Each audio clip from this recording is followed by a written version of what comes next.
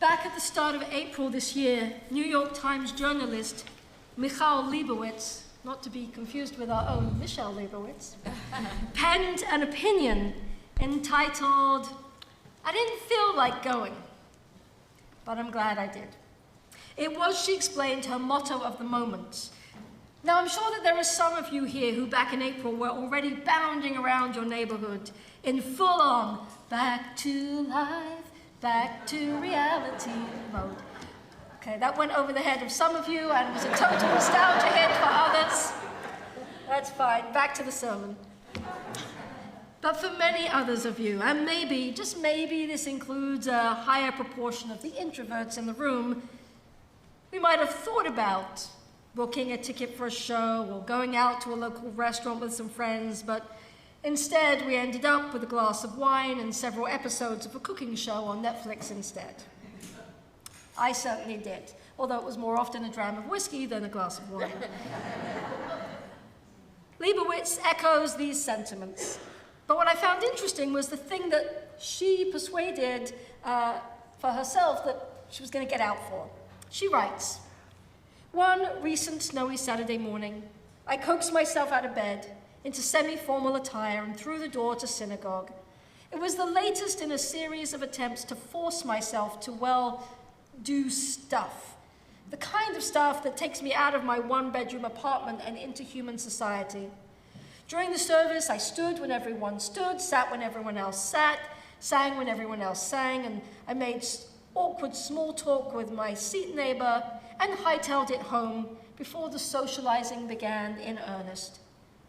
But once I was safely ensconced on my couch and my frozen feet were slowly turning back to pink, I found I was glad I had gone." She admits that every time she pushes herself to go out and interact with people again, it feels as if it's going to be difficult, and it often is, at least a little, but I'm always glad that I did it. If it feels like it's going to be hard, it is because after 2 years of our worlds getting much smaller and staying home to keep our communities safe, psychologically speaking, it actually is something that is hard, that we actively have to work on. And we might get frustrated by people around us acting in ways that are not always just as we would like.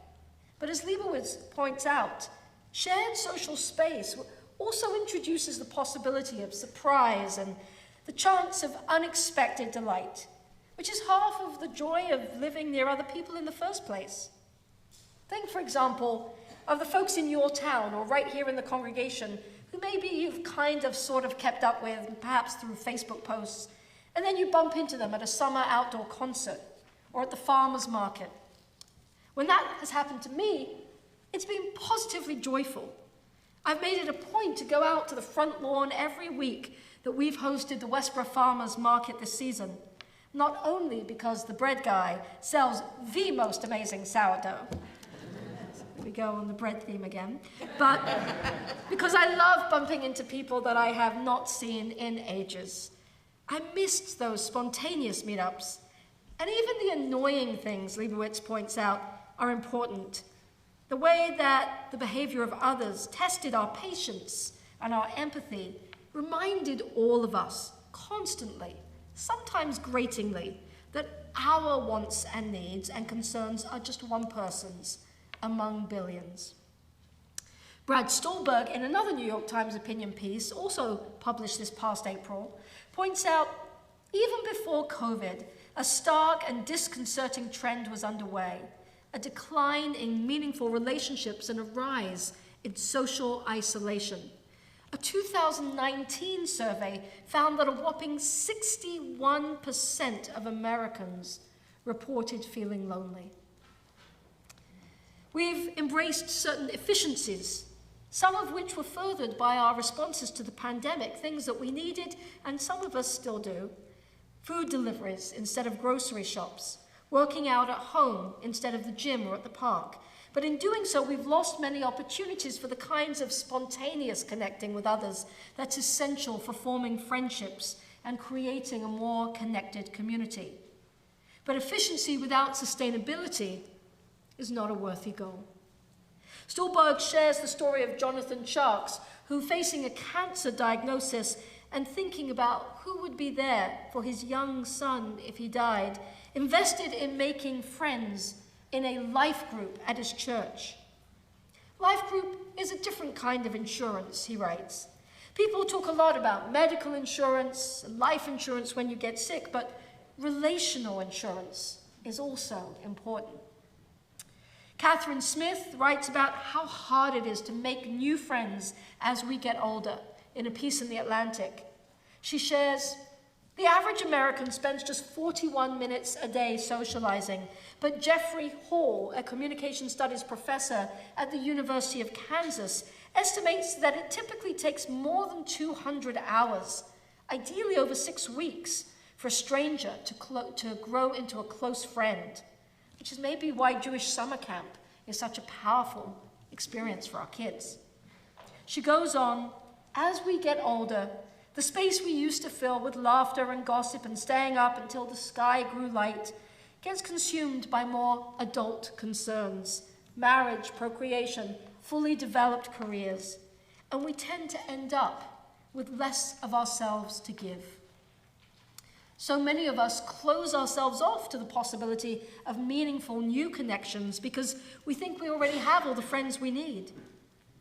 But anyone who's gone through a divorce, has had a loved one die, or whose kids left home and the friends that we thought we had because they were the ones that we schmoozed with while the kids were playing baseball, hockey, football, well, sometimes we find we don't have all the friends that we thought we had. So we know it's hard to get back out there, and it takes effort to make new friends and connections, but we're also, as a society, increasingly isolated and lonely. So what's the answer? In yet another more recent opinion piece, David Brooks writes that when we do push ourselves beyond our comfort and actually make eye contact, speak to strangers, the experience is almost always a whole lot more positive and meaningful than we had anticipated. Many of us hold back from conversation, especially with someone we don't know, because we have our own anxieties about how we are going to come across. But Brooks shares that research suggests that when people are looking at you during a conversation, they're not primarily thinking about your competence, they're thinking about your warmth. Do you seem friendly, kind, trustworthy? They just want to know that you care. Brooks identifies our social isolation as something in urgent need of address. He boldly states, the fate of America will be importantly determined by how we treat each other in the smallest acts of daily life. That means being a genius at the close at hand, greeting a stranger, detecting the anxiety in somebody's voice, asking what's wrong, knowing how to talk across difference. More lives are diminished by the slow and frigid death of social closedness than by the short and glowing risk of social openness, he writes. Community in the larger culture has been unraveling, and the pandemic intensified a trend that had already been noted. All the lonely people, where do they all come from? All the lonely people, where do they all belong? That's for the other generation in the room. Jewish community has not been immune to these larger trends. How could it be? We live in the wider world. We bring those values for good and for bad into our Jewish spaces and Jewish lives too. Robert Putnam was noting the diminishment of civic organizations as fewer people engaged in locally based opportunities for community connection back in the 90s. The cause for decline appears to be aligned with time pressure, economic hard times, residential mobility, suburbanization, and the stresses of two-career families. Jewish sociologist Stephen Windmueller points to some other kinds of communities that have emerged that are filling the void, ones that are online and are based on shared values rather than geography. And this can be wonderful for professional networking or sharing of hobbies. But it's also led to the echo chambers and the spread of conspiracy theories, that have undermined society, increased distrust across the board, and actually made it more difficult for people who don't share everything in common to invest time and energy to connect with each other at the local level. So let's take a look now at some of the amazing Jewish resources that we have that are right here in this room. Each and every one of you. The people who are part of the Jewish families who have gathered here to be part of Jewish community. Windmueller reminds us community has been understood as a sacred organizing concept in Jewish thought and practice. The centrality of community has served as a binding and essential value for the Jewish people. Sometimes I get excited, truly excited, by the wisdom that's embedded right in the heart of our tradition that presents itself as an antidote to the ills of modern society. At the very foundation of our tradition is that which the great teacher of the rabbinic Jewish tradition, Hillel, told us was the essence of it all. That which is hateful to you, do not do unto others. That's the whole Torah. Go and learn it. The rest is commentary. And this is his rendition of the Torah law, love your neighbor as yourself, part of the Holiness Code found in Leviticus, which we'll hear read by our teens this afternoon. It gets to the heart of how we treat others. You shall be holy, because I, the eternal your God, am holy. An aspirational guide to who we are meant to be as a people and as a community. But we cannot love our neighbor if A, we don't notice our neighbor, B, we don't engage with and get to know our neighbor, C, understand what is hurtful to our neighbor, and D, consider what we are capable of doing to be there for our neighbor at their time of need. That's why the rabbis in the first centuries after the temple was destroyed spoke of a list of mitzvot that were without measure, things that required us to get beyond our own self-centered tendencies and ask ourselves, what can I do to be of service to you?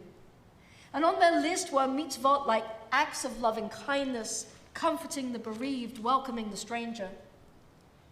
This was a moment in time not unlike our emergence from 2 years of a pandemic. The world as they had known it, centered on sacrificial worship in Jerusalem, had been shattered and destroyed.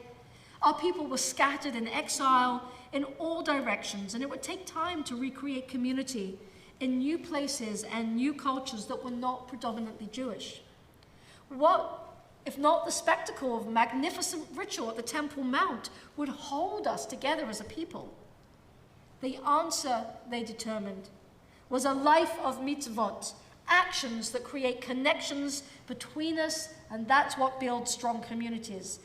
And simply showing up for each other, being there when we are joyful and when we are mournful, knowing what's going on in each other's lives, that was the foundation of trust, and in turn, the glue that held community together.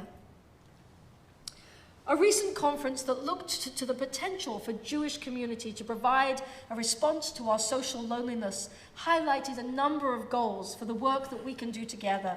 Number one is to focus on the ways that we can create community spaces that help us feel like we all belong. Our mental and physical health, research has demonstrated, benefits from being with others in ways that help us to feel truly seen. What we need is a community to identify with that can give us purpose, support for what we're going through, and others to connect and grow with. Allowing people to be themselves creates meaningful connections that are important to bringing people together. In her address this morning, our temple president, Judy Kalman, spoke of the ways that our congregation, its lay leadership and professional team, are focusing all of our energies in the next few years on making congregational life the antidote to so much that the pandemic took from us. A community that is meaningfully engaged in building the invisible lines of connection that are the foundation for being a holy community, for loving our neighbor as ourself. Small group connections Help us to feel part of something larger. Your presence in community matters. You matter for who you are. So when you get one of those invitations to attend a small group gathering or to help create a new small group, remember the motto of Michal Leibowitz. If you find yourself saying, I'm not sure if I feel like going, if you can give yourself a little push, you'll be glad you did. This is what it means to be a holy community. It starts with you. It cannot happen without you. It can help overcome the social isolation and those larger cultural trends that are pulling us apart. So join the counterculture. Invest in holy community.